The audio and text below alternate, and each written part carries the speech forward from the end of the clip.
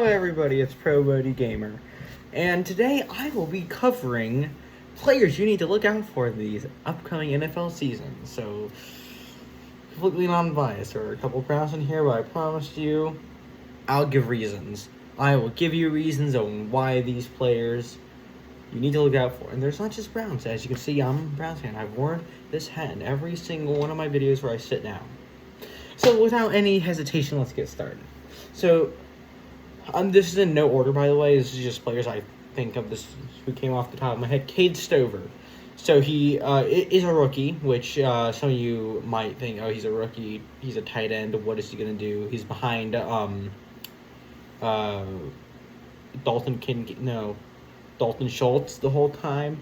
But, like, if you watch his highlights at Ohio State, like, you start to think, is this guy going to be like the next, like, Travis Kelce or like Rob Gronkowski? He's really good, and I'm sure that his talents will come over from the Ohio State to the NFL.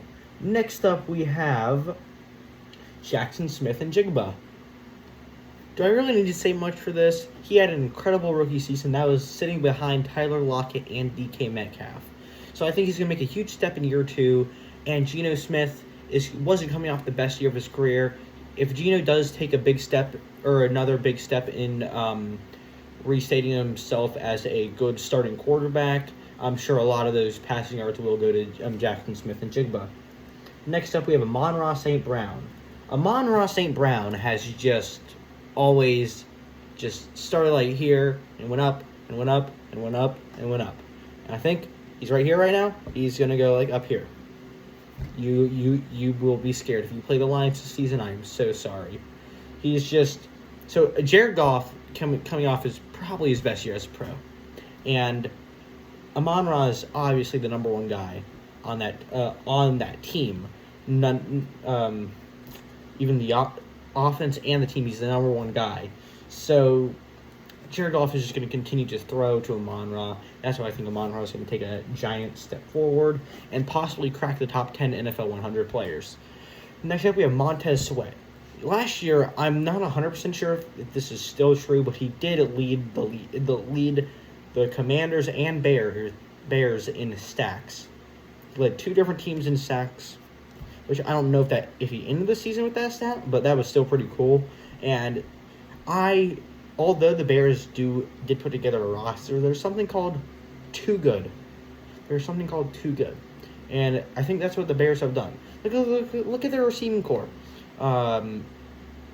Keenan Allen, Rome Odunze, and DJ Moore.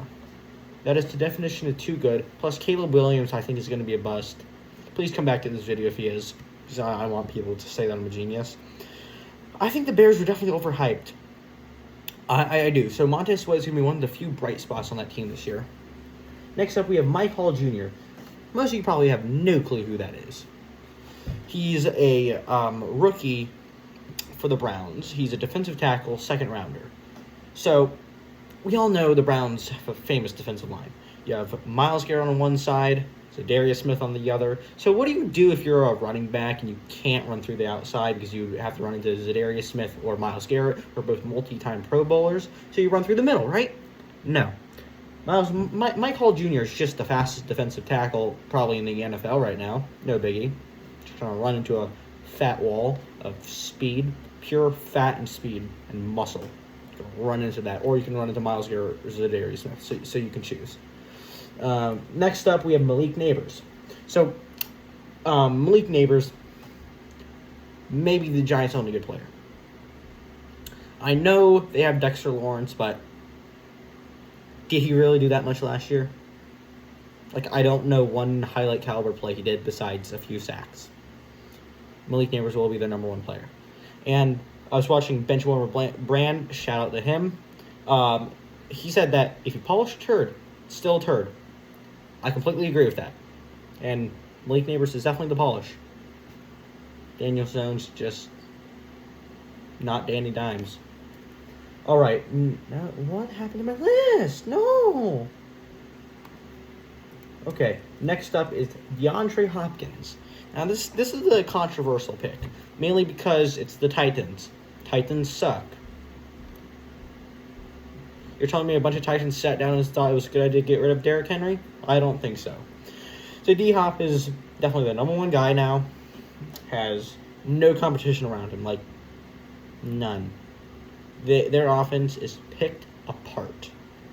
Derrick Henry and DeAndre Hopkins were the only two guys. Nope, Derrick Henry off to Baltimore. I am so happy. I have to deal with him now. Him, Jaylen Warren. Thank God Joe Mixon's gone. All right. So, enough about Derrick Henry. So, DeAndre Hopkins. The reason why I think he'll do good is because he has no competition in the offense around him. Plus, Will Levis, I think, will take a big step in his development. And probably every single yard will go to DeAndre Hopkins. Maybe a few hundred to Treylon Burks.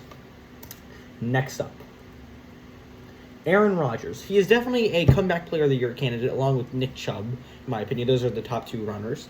Aaron Rodgers is just, it's Aaron Rodgers. Like, I know he probably goes in his bathroom, smokes weird plants, sits in a dark room for multiple hours of a day, and probably swallows weird mysterious stones that he read online. It's going to give him super healing powers, which kind of did work if he got over his torn Achilles in like a month.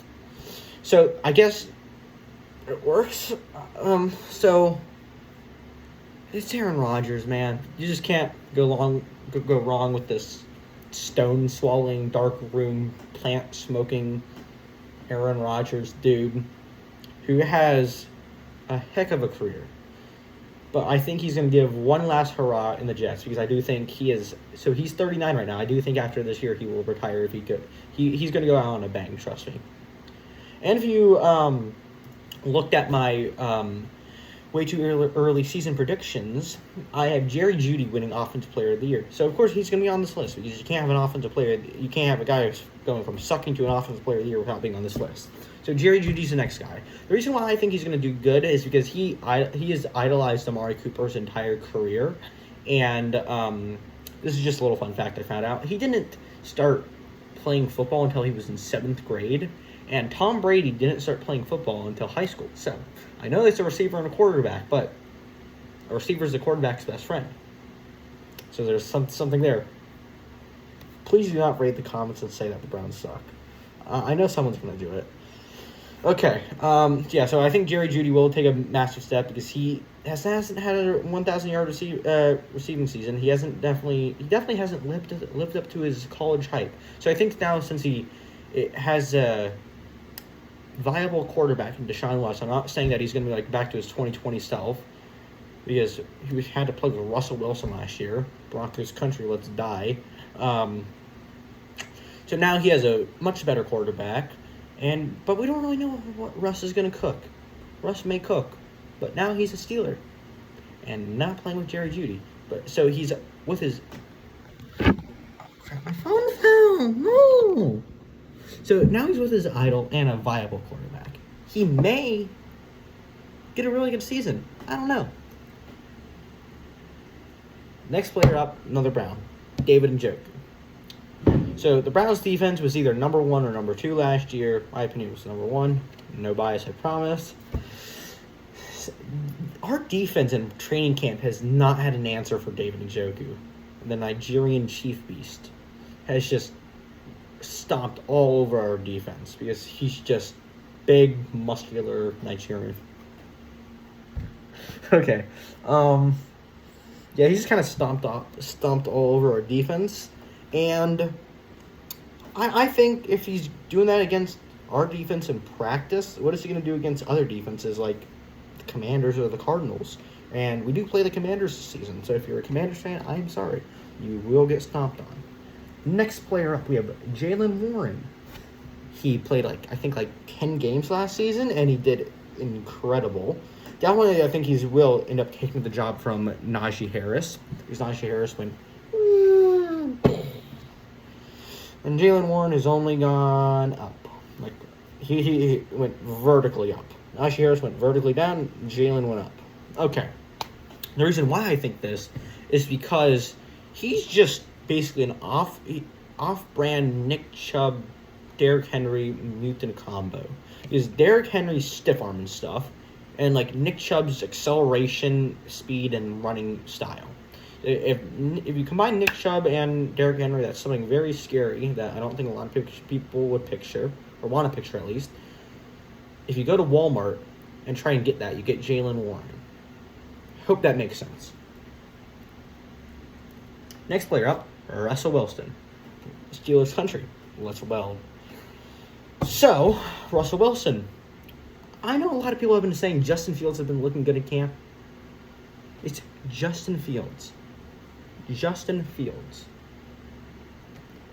He has the accuracy as a stormtrooper. We all know stormtroopers have better accuracy. We're seeing ghosts on the field. So that's why I think Russell Wilson will inevitably take the job from him and end up going back to somewhat his old self. He'll go to like 65% of his old self, which will be better than a lot of quarterbacks. It's still primetime Russell Wilson. Next player up, Deshaun Watson. Another non-biased player. Right? Okay, so a lot of people have been saying he's been looking incredible in training camps. And I've seen a couple of the balls he's thrown. He's going back to himself. I would say he's at 75-80% right now. And if he does that in the games, he can have a massive season and potentially be up there with Aaron Rodgers and Nick Chubb in the comeback player of the year votes. I can definitely see him getting a few. Next player up is Grant Delpit. Some of you may not know who this is. It's another Brown. Isn't that great? Right? Okay. So, he has had a highlight-worthy OTA this offseason. And he has a new number, and I watched an interview with him. He says that his number is feeling good. He is feeling good. His number is good. His number's feeling good. He's feeling good. He is good. And he says he has a lot of confidence going into this season because he was doing really well before he got injured. And he says he's hoped to make a Pro Bowl next season. And I do believe him. He is talented. You watch some of his highlights. Next player up, Denzel Ward, another Brown. Why did I put all of them in a row? Oh, this is not going to look good for me. Okay, so the thing is about Denzel Ward. He has been basically a roller coaster for his entire career. Like, it's a very high roller coaster, but it's a roller coaster nonetheless. Yes, he's had a 100-yard pick six a couple years ago, and in the Pro Bowl, he had a one-hand pick six that kind of went, no, not a one-hand pick six, a one-hand interception in the back of the end zone, which went kind of viral for a few minutes. And then at the Browns OTA today, a lot of the coaches and staff are calling it the play of the offseason. He had a really immaculate interception. He climbed the imaginary ladder and went over a receiver and intercepted Deshaun Watson's ball, which was perfectly placed, by the way. And so he has two massive interceptions in his last two games. So I think he will take a massive step forward in this year. We have three more players left. This is the last Brown, I promise. MJ Emerson. Last year, he allowed 0 touchdowns and under 50% completion percentage for quarterback. Excuse me. And a lot of people are saying, not just me, that are saying that it's the Browns' secret weapons, which I do agree with. He has 0 touchdowns allowed and 50% completion, or under 50% completion percentage for all quarterbacks throwing against him. So that's why I think he'll take a massive step forward. And we have 2 quarterbacks left. Jared Goff, I think he's going to do well because he has a Monrod to throw to, Jameson Williams, and Sam Laporta, David Montgomery, Jahmyr Gibbs, at least I think that's what his name is, to throw to and use. So I think he will do really well in that offense. So basically, it's going to turn into the 49ers offense. Literally, you can stick a dog turd in there and succeed. But I do think Jared Goff will do really well. And the last player is Jacoby Brissett. He's on the Patriots, but really Jacoby Brissett can squeeze out 4 wins on any team. 4 to 5 wins on any team. And if you're a Patriot, 5 wins is a lot, I know. For all the other teams out there, Bengals, Browns, Ravens, Chiefs, Dolphins, Bills, Steelers, that's not a lot of wins. But for you Patriots, that is a lot of wins. You can squeeze out 4 or 5, be your only bright spot. Maybe Drake may come in there a few times, get a win or two. You guys might finish the season with 5 wins. Does that sound good? You could get a really good receiver in the draft and make Drake May look good. So Jacoby Brissett will carry the team for this year. He'll be your only bright spot. A lot of my friends are Patriots fans. So I'm oh no, I'm gonna get killed. All right, so that'll wrap up the video today. I hope you all have enjoyed, and I hope to see you in the next one. And please think about liking and subscribing. That means a lot. Yeah. Every time you like, that extends the video out to another person. If they like, it's out of another person, and then another person, and then I actually get views, which I don't really know how to get. All right, peace.